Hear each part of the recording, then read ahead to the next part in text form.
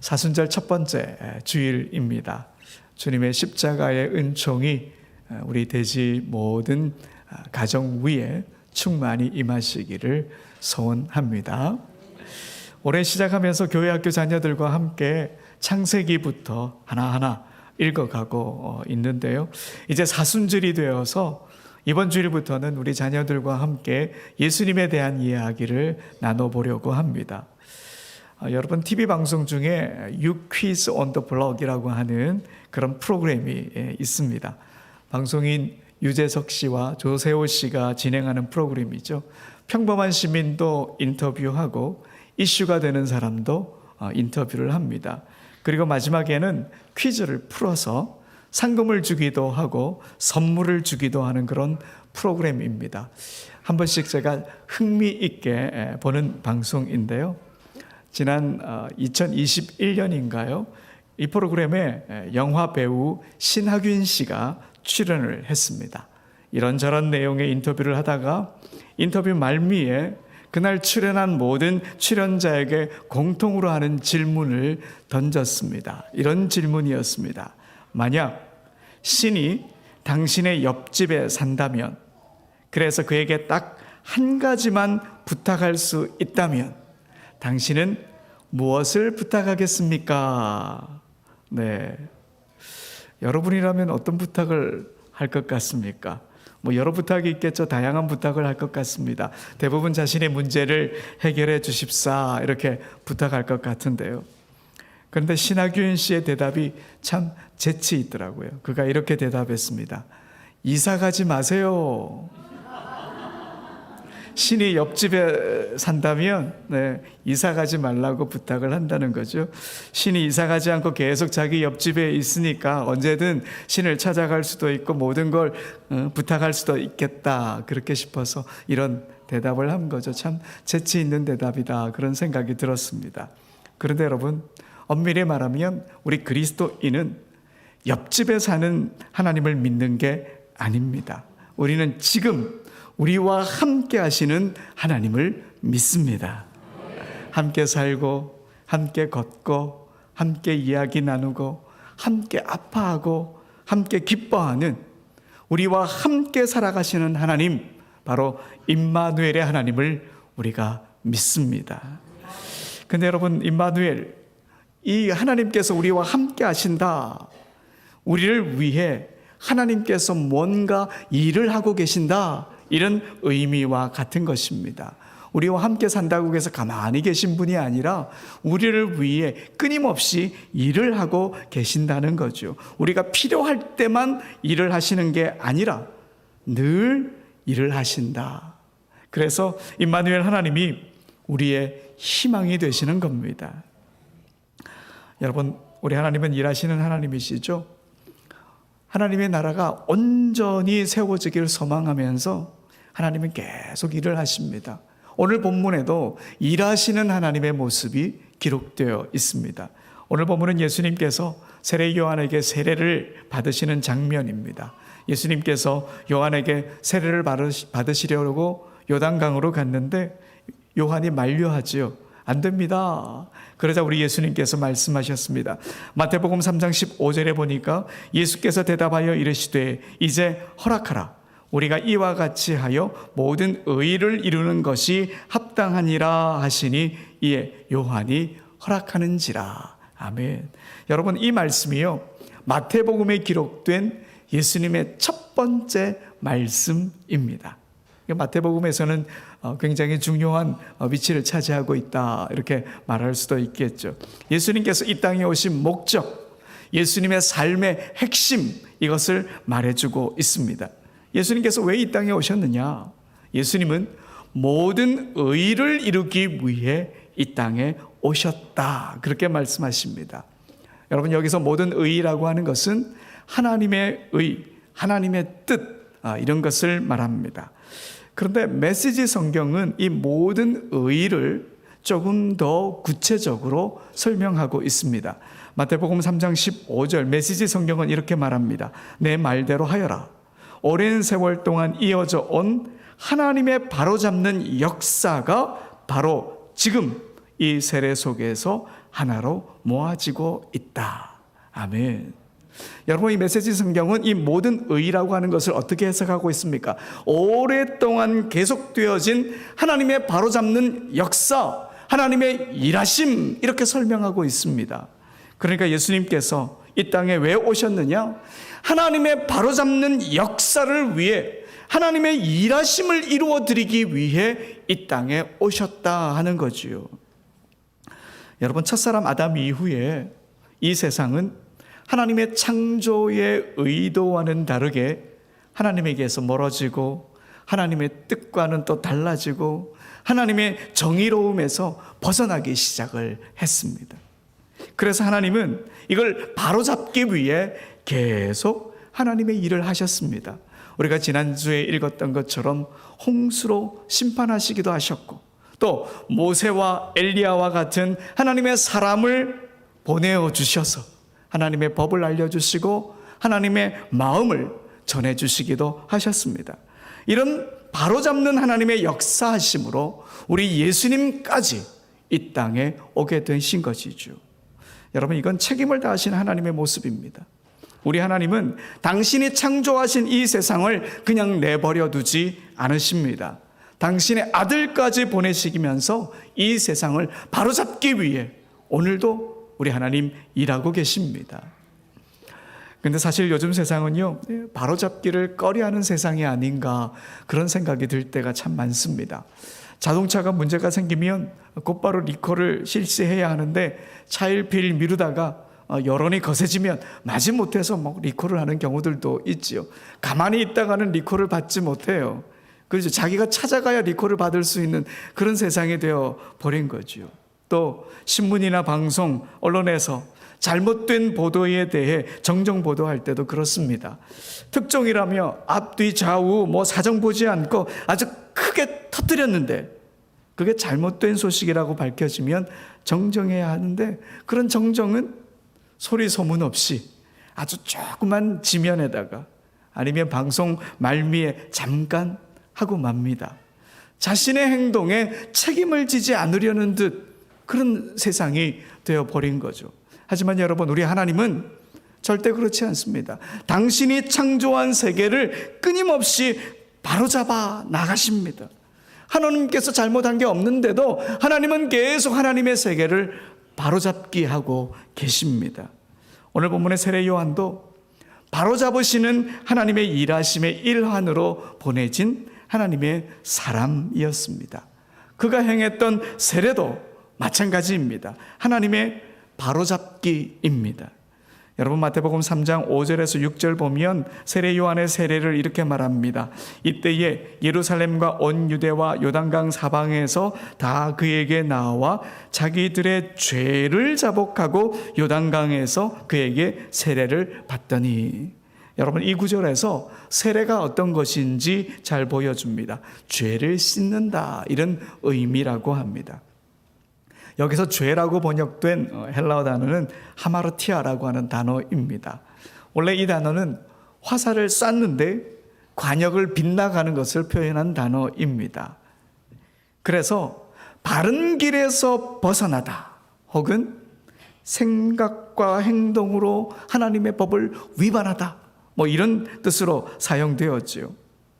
하나님은 당신의 법에서 떠난 사람들의 죄의 문제를 세례를 통해 바로 잡으려고 하셨다 하는 겁니다.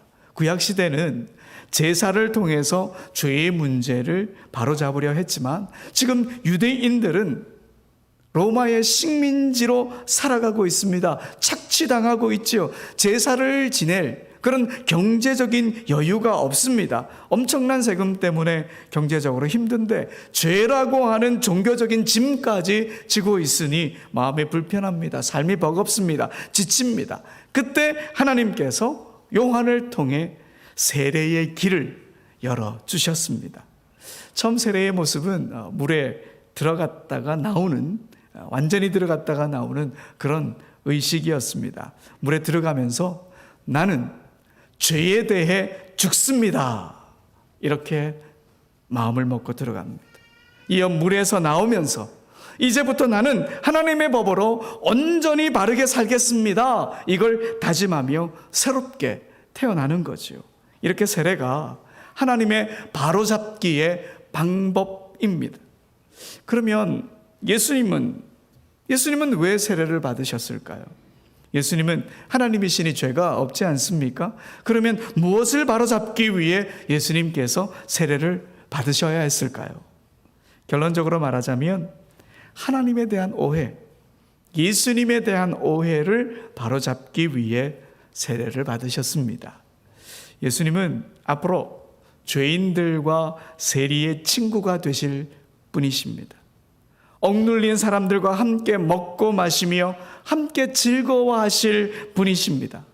더럽다고 피하는 모든 이들을 너른 품으로 안아주실 분이십니다. 그들의 삶의 자리에 내려가서 함께 살아가실 분입니다. 그리고 그들에게 세례를 베풀어 주실 분이십니다. 무엇보다 그들의 죄까지 담당하실 분이십니다. 그러니 예수님께서 하나님이시더라도, 그래서 죄가 없으시더라도 사람의 입장에서 사람들의 마음을 이해하고 사람들의 친구가 되어주기 위해 예수님은 인간을 이해하시며 세례를 받으신 거지요. 예수님은 죄를 씻기 원하는 사람들의 그 낮은 마음과 한 마음이 되기를 원하셨던 거죠. 그래서 세례를 받으신 겁니다. 우리 예수님 하나님의 아들이셨지만 인간의 몸을 입고 있다는 사실을 모든 이들에게 보이셔야 했습니다. 예수님이 신의 모습으로 오셨다라고 하는 그 오해를 바로잡고 하나님께서 인간의 모습으로 이 땅에 오셨다는 것을 보이기 위해 세례를 받으신 거지요. 인간과 동떨어져 있는 하나님이 아니라 인간의 몸을 입고 인간과 한마음이 되시기 위해 이 땅에 오셨다 하는 것을 세례를 통해 보여주신 것입니다. 이렇게 예수님의 이 세례 사건을 통해 하나님의 바로잡는 역사가 정말 본격적으로 시작되었습니다. 예수님께서 세례를 받고 난 이후에 어떤 일이 벌어졌습니까? 여러분, 오늘 본문입니다. 16절 17절을 함께 읽어봅시다. 시작. 예수께서 세례를 받으시고 곧 물에서 올라오실새 하늘이 열리고 하나님의 성령이 비둘기같이 내려 자기 위에 임하심을 보시더니 하늘로부터 소리가 있어 말씀하시되 이는 내 사랑하는 아들이요 내 기뻐하는 자라 하시니라. 아멘. 여러분, 어떤 현상이 일어났습니까? 하늘이 열렸습니다. 또 하나님의 영이 비둘기같이 예수님 위에 내렸습니다. 그리고 또 뭐가 있다고요? 하나님의 음성이 들렸습니다. 이는 내가 사랑하는 아들이다, 내가 기뻐하는 자다, 이런 하나님의 음성이 들렸습니다. 여러분, 이건 바로 소통이 되기 시작했다는 겁니다. 하나님과 인간이. 여기서 하늘이 열렸다. 하나님과 인간 사이에 소통의 문이 활짝 열렸다는 겁니다. 성경시대 사람들은 하늘이 바로 하나님이 거하시는 장소다, 그렇게 생각을 했습니다. 구약시대는 뭐 말할 것도 없고요. 신약시대에도 그렇게 생각을 했습니다. 우리 예수님께서 가르쳐 주신 기도의 첫 대목 어떻게 시작을 하죠? 하늘에 계신 우리 아버지, 하늘. 또 누가복음과 사도행전에 보면 부활하신 예수님께서 어디로 올라가셨다고요? 하늘로 올라가셨다. 이렇게 성경은 하늘은 하나님이 계신 곳이다. 그래서 사도 바울이 또 이렇게 합니다. 주님께서 다시 오시면 우리가 모두 구름을 타고 공중으로 들려 올라가서 주님을 만나게 될 것이다. 그렇게 기록하고 있지 않습니까? 말하고 있지 않습니까? 이렇게 하늘은 하나님이 계신 곳으로 여겨졌습니다. 그래서 예수님께서 세례를 받으신 후 하늘이 열렸다라고 하는 것은 하나님과 인간 사이에 가로막혀 있던 그 담이 없어지고 소통이 이루어지기 시작했다. 이걸 보여줍니다. 그 소통으로 인해서 하나님의 음성까지 듣게 되었다. 이런 의미죠. 여러분, 400년 동안 하나님의 음성을 듣지 못했습니다. 누구도 하나님의 메시지를 바로 전하지 못했습니다. 하지만 예수님께서 이 땅에 오셔서 온전한 하나님의 바로잡기가 시작되자 하늘과 땅이 소통을 이루어지게 되었고 하나님의 음성이 모든 이들에게 들려지기 시작한 거죠. 죄로 인해 하나님과 인간이 사이가 막혀 있었는데 예수님을 이 땅에 보내셔서 하나님의 바로잡는 역사가 본격화되면서 드디어 하나님과 우리가 소통하게 된 것입니다. 예수님을 통해 이제 하늘에서 땅으로, 또 땅에서 하늘로 통하는 길이 열린 거죠. 이건 예수님께서 십자가에서 운명하실 때 성소와 지성소를 가르는 휘장이 찢어진 것과 같습니다. 그럼 여러분, 성령이 비둘기같이 내렸다, 이 말은 또 어떤 뜻일까요? 우리가 지난주 함께 은혜 나누었던 노아의 방주를 한번 떠올려 보십시오. 물이 다 마르고 노아의 가족들이 방주에서 나오기 전에 비둘기를 먼저 보내죠. 그 비둘기가 올리브 잎을 물고 돌아옵니다. 그러니까 비둘기는요, 새로운 시대가 시작되었다, 이걸 상징하는 동물입니다. 우리는 흔히 비둘기 하면 평화의 상징 이렇게 생각하지만 성경은 다릅니다. 성경은 새로운 시대가 시작되었다, 성령과 함께 하신 예수님을 통해 하나님의 바로잡는 새로운 시대가 다가왔다, 이걸 알려주고 있는 거죠. 여러분, 이렇게 예수님을 통해 우리는 하나님과 소통하게 되었습니다. 하나님의 마음에 닿게 되었습니다. 이게 얼마나 큰 은총인지 모릅니다. 우리가 캄캄한 밤길을 걷는다 하더라도, 뜨거운 광야를 걷는다 하더라도 하나님과 소통하게 되기에 그 순간을 우리가 버텨낼 수 있습니다. 왜? 하나님의 뜻이 우리에게 전해지니까요. 하나님의 메시지를 우리가 듣게 되니까요. 이 광야를 지나는 이 걸음이 어떤 걸음인지 우리가 알게 되니까요. 캄캄한 밤이 가지는 의미를 우리가 알게 되니까요. 하나님과 소통이 되니까, 하나님의 뜻이 우리 안에 있게 되니까 우리가 그 길을 버텨낼 수 있는 거죠. 우리가 무겁고 부담스러운 일을 한다 하더라도 그 일을 또 우리는 감당할 수 있습니다. 왜요? 우리가 하나님과 소통하기에 그 일이 하나님의 일이라는 것을 깨닫게 되기 때문입니다. 그리고 이웃들과도 진정으로 소통할 수 있습니다. 힘든 이들에게 먼저 손 내밀 수 있습니다. 아파하는 이들의 마음을 다독여 줄 수 있습니다. 우리가 하나님과 소통하게 되어서 하나님의 사랑이 과연 어떤 것인지 알게 되기 때문에 그 일을 우리가 충분히 할 수 있게 되는 거지요. 또 여러분, 하나님과 소통이 된 그리스도인이 기업을 경영하면 달라집니다. 앞뒤 안 가리고 이웃만을 보고 달려가던 일을 더 이상 그렇게 하지 않습니다. 생명을 소중히 여기고 사람을 아끼고 주님의 마음으로 기업을 경영하게 됩니다. 왜요? 하나님과 소통되었기 때문에, 하나님의 마음을 알기 때문에 아무렇게나 경영할 수가 없는 것이죠. 그래서 하나님의 사랑을 가지고 하나님의 생명을 가지고 그렇게 기업을 경영하게 되는 것이죠. 여러분, 그렇게 되니까 이게 얼마나 놀라운 은총입니까? 우리가 하나님과 소통하게 되어서 하나님의 생명이 우리 안에 있습니다. 하나님의 사랑이 우리 안에 있습니다. 하나님이 주시는 소망을 갖고 우리가 살아갈 수 있습니다. 여러분, 이보다 더 큰 은총은 없습니다. 하나님이 이미 우리 안에 계시다는 것, 그게 우리에게 가장 큰 은총인 것입니다. 여러분, 이렇게 우리는요, 예수님을 통해 하나님과 소통하는 사람들의 모임인 교회입니다. 교회는 하나님의 바로잡는 역사를 함께하는 사람들의 모임인 거지요. 한국교회 원로이신 박영선 목사님께서 교회로 모이다라고 하는 책에 이런 말씀을 하세요. 우리가 너무도 잘 아는 이야기일 것입니다. 세상은 큰 자가 작은 자를 압제하고 또 약한 자가 권세 잡은 자 앞에 무릎을 꿇지만 하나님 나라는 그렇지 않다는 거죠. 섬기는 자가 섬김을 받는 자보다 크고 서로 사랑하고 용서하고 나보다 남을 낮게 여기는 그곳이 하나님 나라다. 그래서 교회가 어떤 곳이 되어야 되느냐? 그런 하나님 나라를 꿈꾸며 세워야 한다. 그렇게 권면합니다. 그러면서 이 이야기를 하세요. 교회는 세상과 다른 질서 속에 있는 삶이 무엇인지 보여주는 사람들의 모임이다. 그러니까 여러분, 교회는 무엇을 해야 됩니까? 세상에 올바르지 않은 질서를 바로잡으시는 하나님의 역사하심에 동참해야 합니다. 교회는 세상의 질서를 하나님의 질서로 바로잡아 가야 되는 곳이 바로 교회인 것입니다. 여러분, 그러면 우리 교회 과연 하나님 나라의 질서가 주장하는 곳인가요? 아니면 세상의 질서가 주장하는 곳인가요? 사실 교회가 먼저 하나님의 바로잡는 역사하심을 기대하며 하나님과 소통하는 교회가 되어야 합니다. 저는 꿈꿉니다. 우리 대지교회가 어떤 교회가 되길 원하나? 하나님의 바로잡으시는 역사하심으로 하나님의 나라의 질서로 온전히 세워지는 교회, 그 교회를 꿈꿉니다. 분명히 하나님께서 하나님 나라의 질서가 바로 세워진 대지교회를 세워주시리라 믿습니다.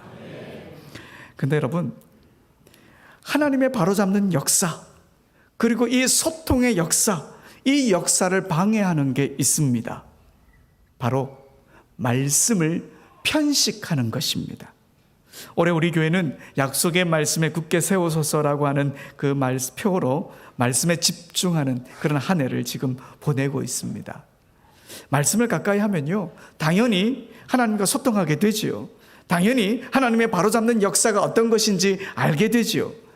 하지만 말씀을 편식하게 되면 하나님의 바로잡는 역사도 이해하지 못하고 하나님과의 소통도 제대로 하지 못하게 됩니다.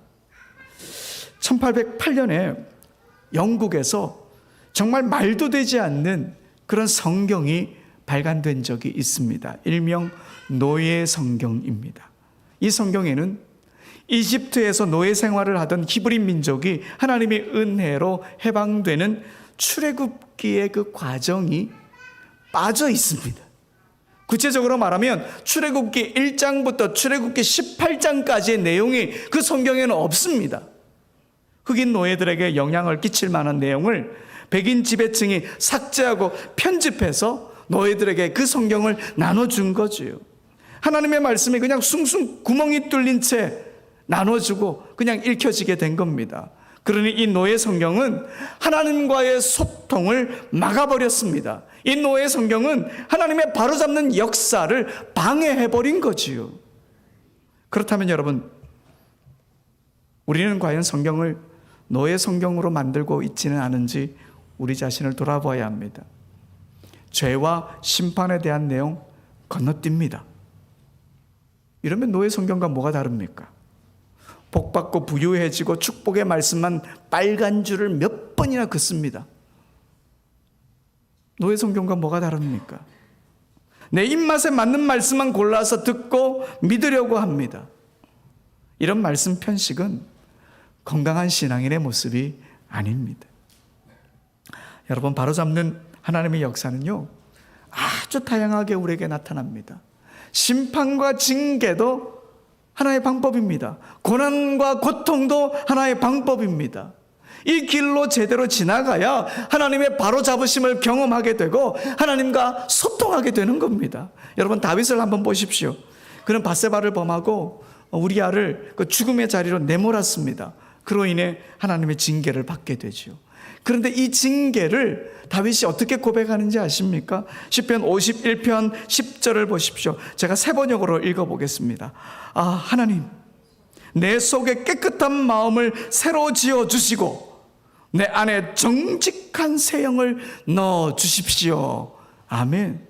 여러분, 다윗이 지금 하나님의 징계를 어떻게 말하고 있습니까? 하나님의 바로잡는 역사심을 그가 깨닫고 이렇게 말합니다. 그 징계로 인해서 내가 깨끗한 마음을 갖게 될 줄 믿습니다. 그 징계로 인해서 내 안에 정직한 세형을 주님이 불어넣어 주실 줄 믿습니다. 그 징계가 바로잡는 하나님의 역사심입니다. 지금 그렇게 다윗이 고백하고 있는 겁니다.